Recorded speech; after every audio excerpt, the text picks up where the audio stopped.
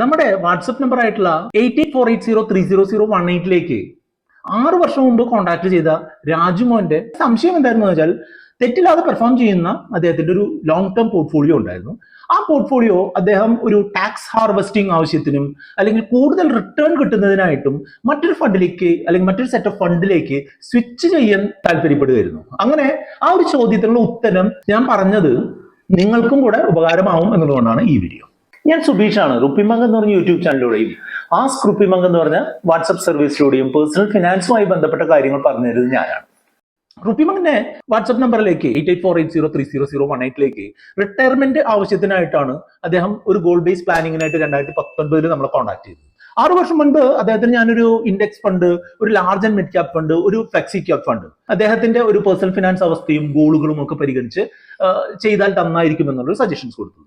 നിങ്ങൾക്കും നിങ്ങളുടെ personal finance അവസ്ഥയ്ക്കും ഗോളുകൾക്കും അനുസരിച്ച് നിങ്ങൾക്ക് ഗോൾ പ്ലാനിങ് ചെയ്യാൻ താല്പര്യമുണ്ടെന്നുണ്ടെങ്കിൽ നമ്മുടെ വാട്സ്ആപ്പ് നമ്പർ ആയിട്ടുള്ള 8848030018 നിങ്ങൾക്ക് കോൺടാക്ട് ചെയ്യാം. ലാസ്റ്റ് ഈ 6 വർഷം നോക്കുകയാണെന്നുണ്ടെങ്കിൽ ഈ ഫ്ലെക്സി ക്യാപ്പ് ഓരോ വർഷവും 22.36% ലാഭം തന്നിട്ടുണ്ട്.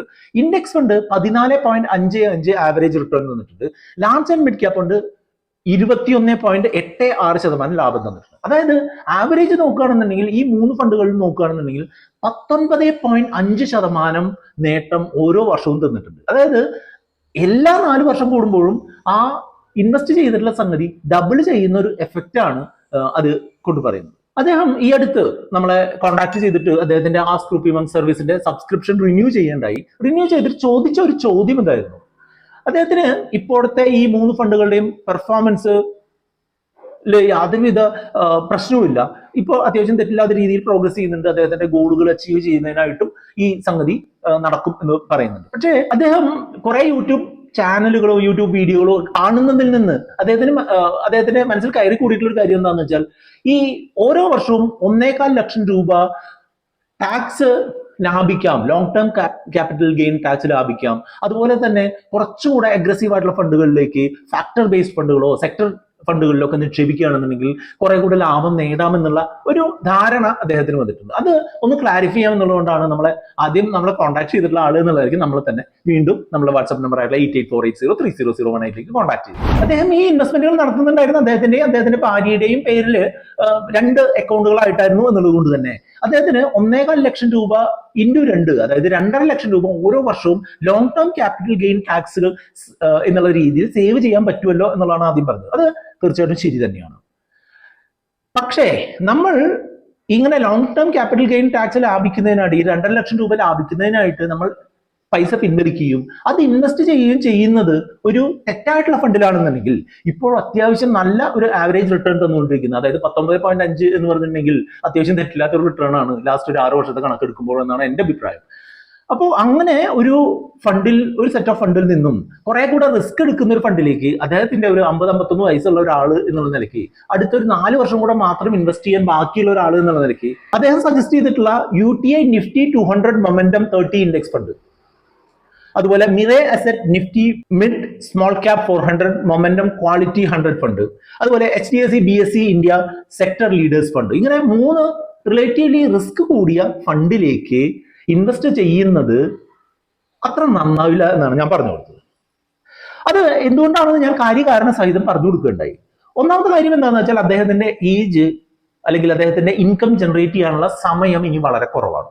ആ ഒരു സമയത്ത് വളരെ റിസ്ക് പിടിച്ച ആ 3 ഫണ്ടുകളിലേക്ക് നമ്മളുടെ താരതമ്യേന സ്റ്റേബിൾ ആയിട്ടുള്ള ഒരു പോർട്ട്ഫോളിയോയിൽ നിന്ന് മാറുന്നത് ഈ 2.5 ലക്ഷം രൂപ ഒരു വർഷം ലാഭിക്കാൻ സാധിക്കുമെങ്കിലും വളരെ മോശം എഫക്റ്റ് അദ്ദേഹത്തിന് ഭാവിയിൽ ഉണ്ടാകാനുള്ള സാധ്യതയുണ്ട്. സാധ്യത മാത്രമേ ഉള്ളൂ കേട്ടോ, നമുക്ക് ആർക്കും പ്രവചിക്കാൻ പറ്റില്ല അത് വളരെ വലിയ രീതിയിൽ മാറാൻ സാധ്യതയുണ്ടോ അല്ലെങ്കിൽ മോശമാവാൻ സാധ്യതയുണ്ടോ എന്ന് 100% ഉറപ്പായിട്ട് പ്രെഡിക്റ്റ് ചെയ്യാനൊന്നും പറ്റില്ല.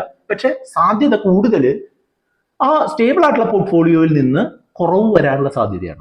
രണ്ടാമത്തെ കാര്യം, ഈ ഓരോ ഫണ്ടുകൾ നോക്കുകയാണെങ്കിൽ UTI Nifty 200 momentum 30 index fund എന്ന് പറഞ്ഞിട്ടുണ്ടെങ്കിൽ നാഷണൽ സ്റ്റോക്ക് എക്സ്ചേഞ്ചിലെ ഈ ആദ്യത്തെ 200 സ്റ്റോക്കുകളിൽ നിന്ന് നല്ല മൊമെന്റമുള്ള ആദ്യത്തെ 30 സ്റ്റോക്കുകളെ ഓരോ 6 മാസവും സെലക്ട് ചെയ്തുകൊണ്ട് റിപ്പീറ്റഡ് ആയിട്ട് 6 മാസം കൂടുമ്പോൾ മാറ്റി ഇൻവെസ്റ്റ് ചെയ്യുന്ന തരത്തിലുള്ള ഒരു രീതിയാണ് ഇത് ഫോളോ ചെയ്യുന്നത്. ലാസ്റ്റ് ഒരു 3 വർഷമായിട്ടാണ് ഈ ഫണ്ട് സ്റ്റാർട്ട് ചെയ്തിട്ടുള്ളൂ. 3 വർഷം തെറ്റില്ലാത്തൊരു പെർഫോമൻസ് ഒക്കെ തന്നിട്ടുണ്ട്. പക്ഷേ മാർക്കറ്റ് മേളിലേക്ക് പോകുന്ന ഒരു സമയത്ത് ഇത് നല്ല റിട്ടേൺ തരുമെങ്കിലും മാർക്കറ്റ് താഴേക്ക് വരികയോ സൈഡ് വൈസ് ആയിട്ട് പോവുകയോ ചെയ്യുന്ന സമയത്ത് ഇത് നമുക്ക് നഷ്ടം വരാനുള്ള സാധ്യതയുണ്ട് എന്നുള്ളതാണ് ഒന്നാമത്തെ കാര്യം.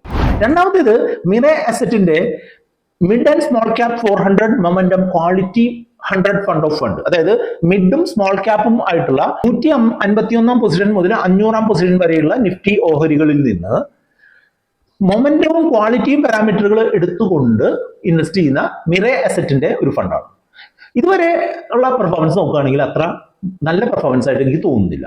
അതിന്റെ ട്രാക്ക് റെക്കോർഡ് ശരിയല്ല എന്നതാണ് ആ ഫണ്ടിനുള്ള പ്രശ്നം. മൂന്നാമത്തെ ഫണ്ട് അദ്ദേഹം പറഞ്ഞത് HDFC BSE India sector leaders index fund എന്ന് പറയുന്ന ഫണ്ടാണ്. BSEയിലെ 500 ഓഹരികളിലുള്ള 21 സെക്ടറുകളിലായിട്ട് 3 സ്റ്റോക്കുകൾ വീതം 60-നും 65-നും ഇടയ്ക്ക് സ്റ്റോക്കുകളിൽ ഇൻവെസ്റ്റ് ചെയ്യുന്ന ഒരു ഫണ്ടാണിത്. മുൻകാല കാര്യങ്ങൾ നോക്കുമ്പോൾ തെറ്റില്ലാത്ത റിട്ടേൺ തന്നിട്ടുണ്ടെന്നുണ്ടെങ്കിലും ഇങ്ങനെ ഒരു കോൺസെൻട്രേറ്റഡ് ആയിട്ടുള്ള ഒരു ബെറ്റിലേക്ക് പോകുന്നത് ചിലപ്പോൾ അപകടം ഉണ്ടാക്കിയേക്കാം എന്നുള്ളതാണ് ആ ഫണ്ടിനെ പറ്റിയിട്ടുള്ള ഒരു നിഗമനം. മൊത്തത്തിൽ നോക്കുമ്പോൾ ഈ 3 ഫണ്ടുകളെക്കാൾ എന്തുകൊണ്ടും നല്ലത് അദ്ദേഹത്തിന് മുൻപ് പറഞ്ഞു കൊടുത്തിട്ടുള്ളതും അദ്ദേഹം ക്ലിയർ ആയിട്ട് ഫോളോ ചെയ്യുന്നതുമായിട്ടുള്ള ലാർജ് ക്യാപ് ഇൻഡെക്സ് ഫണ്ടും ഫ്ലെക്സി ക്യാപ് ഫണ്ടും ലാർജ് ആൻഡ് മിഡ് ക്യാപ് ഫണ്ടും തന്നെയാണ് എന്നുള്ളതായിരുന്നു എന്റെ അഭിപ്രായം. ഇതുവരെ പറഞ്ഞത് നിങ്ങൾക്ക് ഇഷ്ടപ്പെട്ടു എന്നുണ്ടെങ്കിൽ ഈ വീഡിയോ ലൈക്ക് ചെയ്തുകൊണ്ട് മുന്നോട്ട് പോകാം. രാജ്മോഹൻ ഇപ്പോൾ കിട്ടിക്കൊണ്ടിരിക്കുന്ന 19% റിട്ടേൺ എന്ന് പറയുന്നത് ഒട്ടും മോശം റിട്ടേൺ അല്ല, മികച്ച അത്യാവശ്യം മാർക്കറ്റിൽ ഇത്രയും കാലമായിട്ട് ഇൻവെസ്റ്റ് ചെയ്യുന്നവരിൽ നോക്കുകയാണെന്നുണ്ടെങ്കിൽ ആകെ ഒരു 10-15% ആളുകൾക്ക് ഇത്രയും നല്ലൊരു റിട്ടേൺ കിട്ടിയിട്ടുള്ളൂ.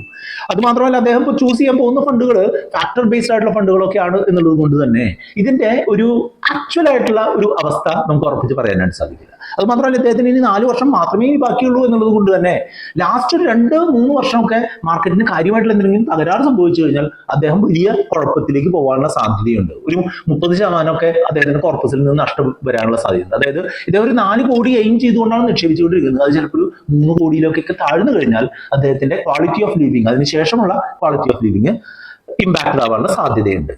രാജ്യത്തിന്റെ നിലവിലുള്ള ഫണ്ടുകൾ പല കാറ്റഗറിയിലുള്ള എന്നാൽ നല്ല ക്വാളിറ്റിയുള്ള ഫണ്ടുകൾ തന്നെയാണ് എന്നുള്ളത് സാക്ഷ്യപ്പെടുത്തുന്ന തരത്തിലുള്ള റിപ്പോർട്ടുകളാണ് ഇതുവരെയുള്ള ഒരു പെർഫോമൻസും ആ സ്റ്റോക്കുകളുടെ റിവ്യൂ നടത്തുമ്പോഴും നമുക്ക് മനസ്സിലാവുന്നത്. അതുകൊണ്ട് തന്നെ അദ്ദേഹം ഇതേ രീതി തന്നെ പരമാവധി കണ്ടിന്യൂ ചെയ്യുക എന്നുള്ളതാണ്. ഇനി അദ്ദേഹത്തിന് നേരത്തെ പറഞ്ഞിട്ടുള്ള 2.5 ലക്ഷം രൂപ long term capital gain tax save ചെയ്യണമെന്നുണ്ടെങ്കിൽ അദ്ദേഹത്തിന് ചെയ്യാൻ പറ്റുന്ന ഒരു കാര്യം എന്താണെന്ന് വെച്ചാൽ ഫുള്ളായിട്ട് മാറാതെ കുറേശ്ശെ ആയിട്ട് മാറുക എന്നുള്ള ഒരു രീതി വേണമെങ്കിൽ പരിഗണിക്കാം. അതായത് മൊത്തമുള്ള തുകയിൽ നിന്ന് ഓരോ വർഷവും കിട്ടുന്ന ലാഭം 1.25 ലക്ഷം രൂപ വെച്ച് 2 അക്കൗണ്ടുകളിലായിട്ട് 2.5 ലക്ഷം രൂപ ലാഭം വേണം എന്നുള്ള രീതിയിൽ ഒരു 20,000 രൂപയോ വെച്ച് ഓരോ ഫണ്ടിൽ നിന്ന് പിൻവലിച്ച് ഈ പറയുന്ന ഫണ്ടുകളിലേക്കോ അതല്ലെങ്കിൽ കുറച്ചുകൂടെ സേഫ് ആയിട്ടുള്ള ഒരു ഹൈബ്രിഡ് കാറ്റഗറിയിലുള്ള ഫണ്ടുകളിലേക്കൊക്കെ മൂവ് ചെയ്യുന്നതാണ് അദ്ദേഹത്തിന്റെ കാര്യത്തിന് ഗുണമായിട്ട് ഭവിക്കുക. അദ്ദേഹത്തിന്റെ പോർട്ട്ഫോളിയോയെ അദ്ദേഹത്തിന് ഈ കാര്യം ചെയ്യണമെന്ന് നിർബന്ധം ഉണ്ടെങ്കിൽ 3 തരത്തിലായിട്ട് ചെയ്യാം. ഈ കോർ ആയിട്ടുള്ള പോർട്ട്ഫോളിയോ അദ്ദേഹത്തിന്റെ ഇപ്പോഴത്തെ ഈ 3 ഫണ്ടുകൾ അതേപോലെ തന്നെ നിലനിർത്തുക, അതാണ് കോർ പോർട്ട്ഫോളിയോ. രണ്ടാമത്തേത് ഒരു സാറ്റലൈറ്റ് ആയിട്ടുള്ള പോർട്ട്ഫോളിയോയിലേക്ക് ഈ ടാക്സ് ഹാർവെസ്റ്റിങ്ങിന് വേണ്ടിയിട്ട് ഈ കോർ പോർട്ട്ഫോളിയോയിൽ നിന്ന് താരതമ്യേന കുറവ് എമൗണ്ട് മാത്രം ഈ പറഞ്ഞ ഈ 3 ഫണ്ടുകളിലേക്ക് വേണമെങ്കിൽ ഇൻവെസ്റ്റ് ചെയ്യാം. അപ്പോൾ കിട്ടുന്ന ലാഭം നമ്മുടെ ടാക്സ് സേവ് ചെയ്യുന്നതിനായിട്ട് നമുക്ക് ഉപയോഗിക്കാം. മൂന്നാമത്തെ ഒരു പാർട്ട് അദ്ദേഹം ചെയ്യേണ്ടത് എന്താണെന്ന് വെച്ചാൽ ഈ കോർ ആയിട്ടുള്ള പോർട്ട്ഫോളിയോയും സാറ്റലൈറ്റ് ആയിട്ടുള്ള ഈ പറഞ്ഞ പുതിയ ഫണ്ടുകളും നിലനിർത്തുന്നതോടൊപ്പം തന്നെ ഒരു ഹൈബ്രിഡ് ആയിട്ടുള്ള അല്ലെങ്കിൽ ചെറിയ കാലത്തേക്ക് ആവശ്യമുള്ള കുറെ കൂടെ സേഫ് ആയിട്ടുള്ള ഒരു അസറ്റ് കൂടെ ബിൽഡ് ചെയ്യണം എന്നുള്ളതാണ് ഞാൻ പറഞ്ഞത്. അങ്ങനെ ചെയ്തു കഴിഞ്ഞാലാണ് അടുത്തൊരു 2-3 വർഷത്തിനുള്ളിൽ അദ്ദേഹത്തിന്റെ റിട്ടയർമെന്റിന് വേണ്ടി പ്രിപ്പറേഷൻ തുടങ്ങാനായിട്ട് സാധിക്കും. ഇങ്ങനെ റിട്ടയർമെന്റ് പ്ലാനിങ്ങുമായിട്ടുള്ള പേഴ്സണലൈസ്ഡ് ആയിട്ടുള്ള ഗൈഡൻസിന് വേണ്ടിയിട്ട് നമ്മുടെ വാട്സ്ആപ്പ് നമ്പർ ആയിട്ടുള്ള 8848030018 നിങ്ങൾക്ക് കോൺടാക്ട് ചെയ്യാം. പേഴ്സണൽ ഫിനാൻസുമായി ബന്ധപ്പെട്ട കാര്യങ്ങൾ താല്പര്യമുള്ള ആളാണെന്നുണ്ടെങ്കിൽ തീർച്ചയായിട്ടും നിങ്ങൾ ഈ വീഡിയോ ചാനലും സബ്സ്ക്രൈബ് ചെയ്യണം. വീഡിയോ ലൈക്ക് ചെയ്യാനും കൂട്ടുവാനും ഷെയർ ചെയ്യാനും മറക്കാം.